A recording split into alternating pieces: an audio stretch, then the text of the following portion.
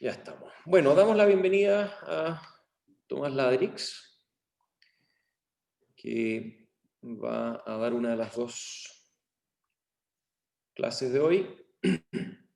Y la de él es sobre LiFi y comunicación en el espectro visible. Tomás, la clase es tuya. Ok, hola a todos, gracias profe por la introducción. Hoy día les voy a hablar sobre LiFi y comunicación en el espectro visible. Hoy día les voy a hablar en la misma estructura a la que fue el informe, pero aprovechando la instancia para comentarles un poco con información extra y complementaria y repasar los conceptos que les expliqué en el informe. Los puntos importantes son que voy a hablar del canal, LED y fotodiodos, que son transmisor y receptor, y finalmente la parte más interesante que yo encuentro, que son las modulaciones. Y finalmente les voy a mostrar un par de productos que ya están disponibles en el mercado. Partiendo, les quiero comentar qué es Li-Fi. Para darles un poco más de contexto, el término Li-Fi fue introducido por Harald Haas en una charla TED en 2011, y este fue el punto en el que se comenzó a masificar esta idea. Si bien la comunicación inalámbrica en el espectro visible ha existido hace bastante tiempo, fue Harald Haas quien creó esta idea de solución integrada al problema de comunicar en el espectro visible, considerando la integración con las capas superiores, como son la capa de acceso y la capa de networking. La comunicación en el espectro visible, gracias a un ancho de banda mucho mayor, en comparación con el espectro RF, nos permite alcanzar velocidades mucho más altas de las que podríamos alcanzar por Wi-Fi. Esto en teoría, y si bien se hizo la idea de que esto finalmente va a reemplazar el Wi-Fi, que va a ser la nueva revolución del Internet, más bien se ideó con un enfoque de descongestionar el canal RF, de funcionar paralelamente y de permitir justamente desacoplar esta gran carga que se está creciendo sobre el canal de radiofrecuencia. Ahora bien, un concepto clave de Li-Fi es que busca cumplir dos funciones: comunicar y al mismo tiempo iluminar. Como pueden ver en las imágenes, el objetivo principal de Li-Fi sería hacer una especie de acceso a Internet a través de lo que podrían ser como luces LED comunes y corrientes que se utilizan para iluminar, ya sea en el exterior o en el interior. Por supuesto que este es el ideal y no es tan sencillo, pero con esta idea fue creado. Ahora bien, les voy a mostrar un setup básico de lo que sería comunicación en el espectro visible. Aquí lo que tenemos es el lado del transmisor, el canal y el receptor. Tenemos, por supuesto, procesadores digitales de señales, tanto en el transmisor como en el receptor. Y tenemos los puntos importantes aquí, que son el LED, que actúa como transmisor, y el fotodiodo, acá al otro lado, que actúa como receptor. Estos dos vienen acompañados también de un juego óptico, que pueden ser varias cosas que nos permiten, por ejemplo, ocupar lentes o incluso filtros para modificar la direccionalidad, por ejemplo, o la frecuencia de la señal. En el receptor también tenemos lentes que nos permiten, por ejemplo, reconcentrar la señal. Y un punto importante es que tenemos un amplificador de transimpedancia. Esto, a diferencia de los amplificadores comunes y corrientes, lo que nos hace es transformar de una señal de corriente de entrada a un voltaje de salida. No como los amplificadores comunes que vemos que son de voltaje a voltaje. Y finalmente, el canal va a producir bastante dispersión y scattering, sobre todo con objetos que son más reflectantes, pero también tenemos reflexión en objetos que son más opacos. Teniendo este setup inicial, podemos tener varios escenarios posibles. No quiero entrar demasiado en detalles, pero es importante mostrarles la diferencia entre lo que sería una comunicación direccionada, donde podemos utilizar lentes en el transmisor para concentrar mucho más la señal, y el receptor generalmente tiene un ángulo de visión mucho mayor. Esto sería el escenario ideal y donde podemos alcanzar la mayor tasa de datos. Pero sin embargo tenemos el otro extremo, que sería sin línea de visión, y donde la señal también por medio de lentes acá en el LED se difumina mucho más y ocurre en todas direcciones. Por lo tanto, tiene mucho más rebotes para finalmente llegar al receptor. Si bien este escenario es un poco menos atractivo porque va a tener, por supuesto, mucho más ruido y dispersión, sí es necesario enfrentarlo si eventualmente queremos que el Li-Fi sea una transmisión a prueba de interrupciones en el canal y de movilidad en el ambiente. Porque acá, si en transmisión direccionada, si nos cruzamos por el frente, en el fondo como la luz no cruza cuerpos o objetos sólidos, estaríamos interrumpiendo completamente la comunicación. Bien, con este setup básico les quiero contar un poco sobre lo que son los LEDs, que son casi que lo fundamental que conforman la comunicación en el espectro visible. Y las características principales de los LEDs es que son fuentes de luz incoherentes. ¿Qué quiere decir esto? Que los fotones que emiten los LEDs no necesariamente están en sincronía en fase. Por lo tanto, esto nos limita a que en el receptor no podemos fiarnos de que todos los fotones van a estar en fase y toda la información va a llegar en fase. Por lo tanto, el receptor heterodino, superheterodino al que estamos acostumbrados a ver para otro tipo de comunicaciones, el receptor coherente, no lo vamos a poder ocupar porque en la práctica se puede, pero es súper poco práctico y poco implementable a la masiva. Por lo tanto, esto nos limita a señales que no tienen información de fase. Y esto va a afectar, por supuesto, en las modulaciones que vamos a ver más adelante.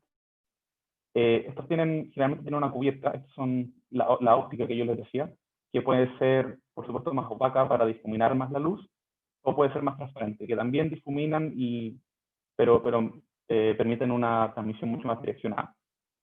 Esto también, bueno, como los LEDs son componentes polares, nos limitan a una señal positiva, y el hecho de que sean incoherentes generan que la señal tenga que ser sí o sí real, porque vamos a perder la información de fase. Los LEDs, sobre todo los comerciales y los masivos y a los que apunta la Sky, tienen un bajo ancho de banda y tienen parámetros poco precisos. Esto es un problema, por supuesto, cuando queremos alcanzar tasas de datos más altas, como les voy a mostrar en un segundo. Los LEDs no solamente son diferentes entre ellos, sino que también se comportan distintos en cuanto al color que emiten. En el eje X acá nosotros tenemos la corriente con la que es polarizado el LED, y en el eje Y tenemos la potencia lumínica que se genera. Esto está normalizado, pero en el fondo es qué tan luminoso va a ser el LED. Y como podemos ver, si bien lo ideal sería una relación lineal, esto no siempre es así. Si nosotros incrementamos en el doble de la corriente, no necesariamente vamos a ver un aumento al doble de la intensidad lumínica generada por el LED. Esto es particularmente relevante si queremos, por ejemplo, generar luz blanca a partir de LEDs rojo, verde y azul, ya que, por ejemplo, para generar luz blanca necesitamos una potencia constante entre los tres. Entonces, por ejemplo, si yo quiero esta potencia, vamos a tener que polarizar de forma distinta cada color para alcanzar la luz blanca deseada. Bueno, y como les comentaba, los LEDs también tienen un muy bajo ancho de banda. Este gráfico que ustedes ven fue realizado con LEDs comerciales con muy bajo ancho de banda y muy baratos. Y como pueden ver acá, el verde es el LED original. Este es un diagrama de Bode. No en escala logarítmica, pero sí se nota que el ancho de banda a los menos 3 decibeles es muy, muy bajo. Esto no nos sirve porque, como cuando tenemos un ancho de banda muy bajo, el canal, perdón, no el canal, pero sí la función de transferencia generada por el LED genera una especie de filtro pasabajos y termina generando el mismo efecto que un canal selectivo en frecuencia y nos termina generando interferencia intersimbólica. Por lo tanto, hay varias técnicas de predistorsión que se utiliza para mejorar el desempeño del LED, aumentar su ancho de banda y lograr así la habilidad de que el LED pueda transmitir a frecuencias mucho más altas. Aquí se aumentó desde menos de 1 MHz a 16, por lo tanto el cambio es bastante. Y predistorsión es un proceso complicado, pero sí hay que caracterizar en el fondo el efecto que produce el diodo, el diodo y el LED, y esto se hace básicamente, como en teoría, se hace como si nosotros tenemos nuestra señal recibida, tenemos el canal, que por supuesto se convoluciona con nuestra señal, pero esta vez no se va a convolucionar con la señal tal cual, sino que se va a convolucionar con un f de s. ¿Ya? Este f es el efecto del LED. Y nosotros con la predistorsión queremos que nuestro S venga de cierta forma compensado para poder anular el efecto de este LED y que simplemente pase nuestra señal S. Por lo tanto, nosotros estamos buscando generar un efecto como F a la menos 1. Bueno, y eso básicamente con los LEDs es un proceso bastante complejo, pero sí se puede utilizar para incrementar bastante la ancha de banda, sobre todo de LEDs comerciales. Y ahora para hablarles brevemente del receptor, que es el fotodiodo. El fotodiodo es un poco más simple que el LED porque tiene una recepción de frecuencia mucho más grande. Esta recepción de frecuencia se consigue utilizando una unión P y N. A diferencia de un LED o de un diodo clásico, que tiene simplemente unión PN, lo que genera esta región I en el centro se le llama región intrínseca. Es decir, que no tiene portadores de carga ni positivos ni negativos. Además de potenciarse con un voltaje inverso, esto permite que el fotodiodo tenga una respuesta en frecuencia mucho más grande y permita modular, permita recibir señales a mucha mayor frecuencia, y también mejora mucho la sensibilidad a la luz. Es decir, con menos fotones podemos generar más corriente. Aquí, como pueden ver en el gráfico, si bien no se nota mucho, acá lo voy a repasar. Esta sería como la función, la responsitividad del LED, y como pueden ver del fotodiodo, perdón. Y como pueden ver, en comparación con un LED, responde a mucha más frecuencia. Por lo tanto, podemos ocupar un mismo fotodiodo para recibir transmisiones de muchos colores distintos. Bueno, y ahora que pasamos tanto por canal como por transmisor y por receptor, quería saber si hayan preguntas al respecto.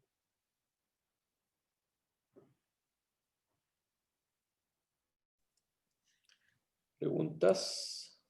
Tal vez levantando la manito es más fácil. No hay pregunta. Tomás, continúa, llevas 15 minutos de exposición. 15. Ya. No voy a apurar.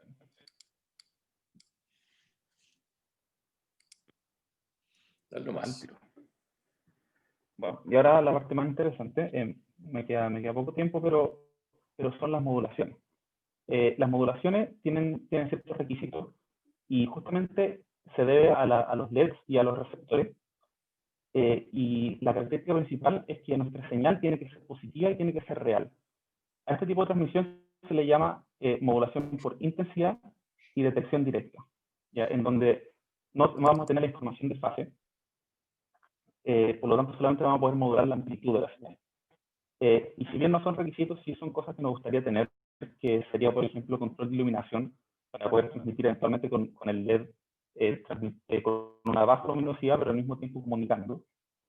Controlar el color, por supuesto, para que no varíe, y evitar el parpadeo. Esto es bastante importante porque en el caso de parpadear, aunque sea alta frecuencia, produce efectos de mareo y es peligroso, sobre todo para los epilépticos.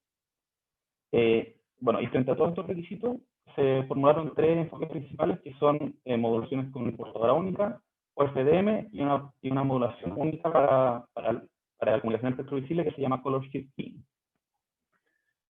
Bueno, la primera, para modulación de portadora única, la más prometedora, es una forma de MPPM.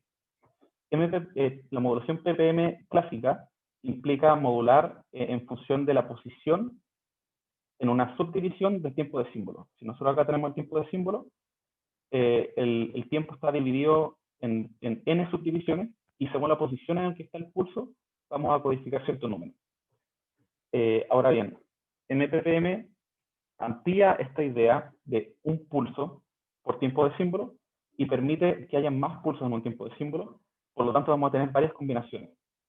Si ustedes ven acá en el ejemplo de la derecha, esto nos genera un n de 12, porque hay 12 subdivisiones, y k, que va a ser el número de pulsos por símbolo, en este caso vamos a tener un k igual a 2. Y por lo tanto vamos a tener varias combinaciones, y bueno, justamente las combinaciones posibles van a ser las que muestro acá, que es la combinatoria de n con k, y los bits por símbolo transmitidos van a ser los 2 de n sub k. Esta esta modulación es bastante directa y, por ejemplo, con este ejemplo vamos a poder transmitir 6 bits por tiempo de símbolo.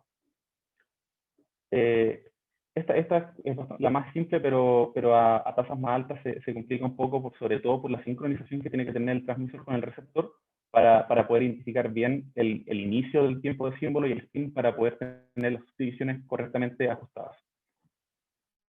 Ahora bien, otro punto importante de las transmisiones es OFDM. OFDM, este es OFDM clásico, y como pueden ver es una señal mostrada en el tiempo, pero que tiene señales tanto positivas como negativas. Esto no nos sirve, ya que necesitamos que nuestra señal sea totalmente positiva, y esto se consigue utilizando simetría hermitiana en las subportadoras. ¿Ya? Esto genera que nuestra señal sea real y se le aplica un offset DC, como acá. La señal está centrada en 5 volts, y esto nos genera que la señal sea positiva. Ahora bien, esto no soluciona el problema que nos genera el LED y nos permite transmitir por el canal del espectro visible, pero también trae problemas porque los LEDs saturan en una intensidad alta y también saturan en cero. Y como los símbolos FDM no sabemos bien cómo se comportan en el tiempo específicamente, y pueden tener peaks de intensidad muy grandes, esto puede saturar el LED y, por supuesto, afectar la información. Para esto se solucionó utilizando ACO-FDM. Como pueden ver acá en DCO, tenemos el offset DC y tenemos simetría hermitiana entre las portadoras. Esta es la portadora central, y acá tenemos la subportadora 1 y -1, por ejemplo, y como pueden ver, la información es la misma. Es X sub 3 y X conjugado sub 3. Esto genera nuestra simetría hermitiana y nos permite que nuestra señal sea real. Ahora, ACO-FDM se aprovecha de la transformada de Fourier y elimina las subportadoras pares. Como pueden ver acá, la X sub 2 está en 0 y el otro X sub 2 está en 0. Esto nos permite eliminar el offset DC y lograr que nuestra señal sea positiva y real. Así se ve una señal ACO-FDM, donde pueden ver que hay un solo tipo de concavidad en el fondo, a diferencia de DCO-FDM que puede tener bastantes peaks y generar una saturación en distintos puntos. Bueno, en honor al tiempo, no me voy a detener mucho en UFDM, pero es importante saber que esta es otra técnica para modular un LED para generar una transmisión OFDM, que aquí el precio de pagar en el fondo es tener el doble de muestras para codificar el lado positivo y el lado negativo. Bueno, con esto me quería detener un poco, y es Color Shift Keying, que es una modulación súper interesante, que es exclusiva del espectro visible, y lo que hace es utilizar un LED RGB. Este LED nos permite tener 3 colores distintos y modular la intensidad de estos 3 LEDs de forma separada para generar la modulación, la codificación. Aquí lo que pueden ver es un mapa CIE. Este mapa CIE codifica en coordenadas X y en coordenadas Y todos los colores dentro del espectro visible para el ojo humano. Y la gracia que tiene esto es que todos los puntos dentro de este mapa tienen la misma potencia. Nosotros acá, por ejemplo, podemos tener nuestro LED verde, nuestro LED rojo y nuestro LED azul codificados en este espacio, y lo que vamos a poder conseguir con la mezcla de las intensidades de estos 3 LEDs es justamente todos los colores que están dentro de este triángulo. Entonces, si nosotros generamos combinaciones de estos 3 LEDs, vamos a poder generar cualquier color, y sobre todo si los 3 LEDs están prendidos a la misma intensidad, es decir, en promedio, se va a ver este color central.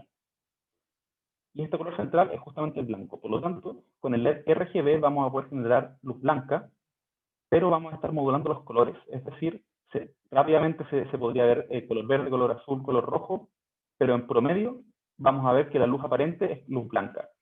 Esto nos soluciona varios problemas, sobre todo con la idea de iluminación constante, ya que la potencia va a ser constante. No vamos a tener parpadeo, porque justamente los colores van a transmitir la misma potencia lumínica en promedio, y el color aparente va a ser el blanco. Aquí hay un diagrama de bloques de de lo que es la transmisión Color Shift Keying, pero lo central es acá donde a partir de nuestras coordenadas X, Y, podemos tener la información suficiente como para determinar la potencia que se necesita transmitir a cada LED para lograr la modulación. Y aquí en el receptor, bueno, podemos ocupar filtros de colores también para evitar la interferencia entre LEDs. Como se puede ver en este ejemplo, los filtros ópticos seleccionan bastante bien la señal. Si nosotros tenemos, acá tenemos los LEDs azul, los LED verde y el LED rojo. Aquí se suma un cuarto color que es el ámbar, pero la idea central que quiero que se fijen es que por medio de filtros ópticos podemos seleccionar bastante bien los colores sin que se traslapen. Por lo tanto, eliminamos bastante la interferencia que pueden haber entre colores.